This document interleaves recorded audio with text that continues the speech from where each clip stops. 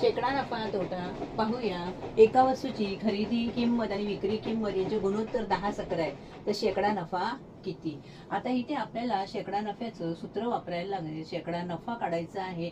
आता नफा कसा झालेला आहे, कारण 10 आणि 11, खरेदी किंमत 10 आहे, विक्री किंमत 11 आहे, म्हणजे विक्री जास्त आहे, म्हणजे या व्यवहारामध्ये काय झालेलं आहे, नफा झालेला आहे. खाली खरेदी जी आहे ती लिहायची आणि वरती दोघांमधला फरक लिहायचा आणि शेकडा काढायचे म्हणून बाजूला 100 लिहायचे. आता खरेदी किती आहे, 10. दोघांमधला फरक किती आहे, मोठ्या संख्येतून छोटी संख्या वजा करायची, गुणिले 100. 11तून 10 गेले, राहिला 1, खाली 10 आहे, गुणिले 100.